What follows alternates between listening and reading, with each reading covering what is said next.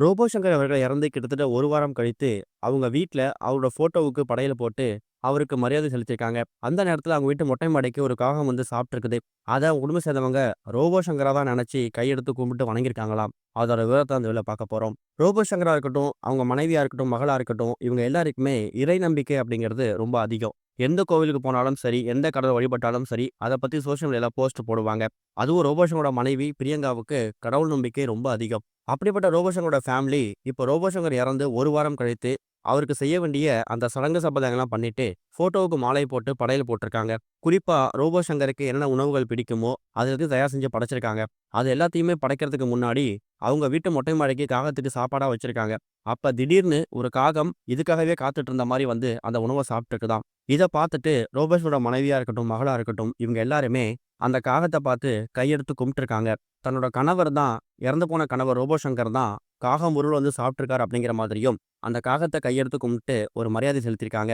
இப்படிப்பட்ட ஒரு நிலைமை எந்த ஒரு மனைவிக்கும் வரக்கூடாது அப்படிங்கிறது மாரி தான், அவங்க வீட்டு மொட்டை மாடியில பயங்கரமா கதறியத சம்பவம் பல பேர் மத்தியில அதிர்ச்சிய ஏற்படுத்தியிருந்திருக்குது. இன்னொரு பக்கம் ரோபோ சங்கர் அவரோட ஏராளமான பேட்டிகள் சோசியல் மீடியா ஃபுல்லா ரொம்ப வைரலா வரத பார்த்திருந்தோம். குறிப்பா ரோபோ சங்கர் அவர்கள் தான் நடிக்க வரலன்னா, தான் என்ன செஞ்சிருப்பேன், தான் என்ன ஆகியிருப்பேன் அப்படிங்கிற மாதிரி ஒரு பேட்டியில சொல்லியிருக்காரு. அதாவது நான் வந்து நடிகரா வரல அப்படின்னா, நிச்சயம் ஒரு பாடி பில்டரா இருந்திருப்பேன். ஒரு தொகுப்பாளரா, ஒரு மிமிக்ரி ஆர்டிஸ்ட்டா தான் வந்திருப்பேன். நடிக்க வரலன்னா, ஏதோ ஒரு டீ கடையில டீ கூட ஆத்திட்டு இருந்திருக்கலாம். இல்லன்னா புரோட்டா கடையில புரோட்டா மாஸ்டரா இருந்திருப்பேன். ஆனா எந்த வேலையும் கேவலம் கிடையாது. எனக்கு ஏதோ அந்த நேரத்துல ஒரு வாய்ப்பு கிடைச்சது. அத பயன்படுத்த இந்த இடத்துக்கு வந்திருக்கேங்கிற மாதிரியும், உழைச்சா கண்டிப்பா எல்லாருமே பெரிய ஆளா வரலாம் அப்படிங்கிற மாதிரி தான் அவரோட சமீபத்திய பேட்டி இப்ப சோசியல் மீடியா ஃபுல்லா ரொம்ப வைரலா பரவ ஆரம்பிச்சிருக்குது.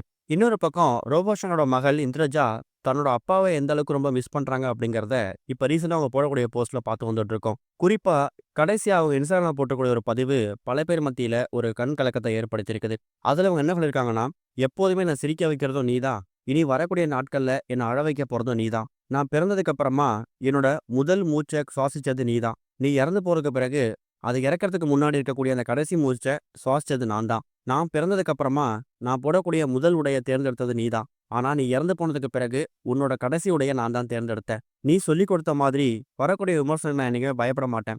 ஆனா ஒண்ணு, எந்த சிச்சுவேஷன் வந்தாலும் நான் ரொம்ப ஸ்ட்ராங்கா இருப்பேன். உன்னோட பேர என்னைக்குமே நான் காப்பாத்துவேன்ப்பா" அப்படின்னு சொல்லிட்டு அவங்க அப்பாவோட இருக்க மாரி ஃபோட்டோவ ஷேர் பண்ணியிருக்காங்க. சொல்லப்போனா அந்த ஃபோட்டோவ ஷேர் பண்ணி, "இந்த ஃபோட்டோ உங்களுக்கும் ரொம்ப பிடிக்கும், எனக்கும் ரொம்ப பிடிக்கும். இது நம்ம 2 பேரோட ஃபேவரைட். எல்லாருமே இந்த ஃபோட்டோவ பார்த்துட்டு, நீ உங்க அப்பாவோட ஜெராக்ஸ்" அப்படிங்கிற மாரி சொல்லியிருக்காங்க. அதனால தான் எப்பவுமே இந்த ஃபோட்டோ எனக்கு ரொம்ப பிடிக்குங்கிற மாதிரியும், ஒரு எமோஷனலான போஸ்ட் ஒண்ண அவங்களோட இன்ஸ்டாகிராம்ல ஷேர் பண்ணியிருக்காங்க. அதுக்கு கீழ ரசிகர்கள் அவங்களோட சோகமான கருத்துக்களையும் பதிவு பண்ண ஆரம்பிச்சிருக்காங்க. இதுவரைக்கும் கனெக்டிங் டிவிக்கு சப்ஸ்கிரைப் பண்ணனா மறக்காம சப்ஸ்கிரைப் பண்ணிக்கங்க. உடனடி அப்டேட்ஸ் பெறுவதற்கு நோட்டிஃபிகேஷன் பெல்லையும் கிளிக் பண்ணிக்கங்க.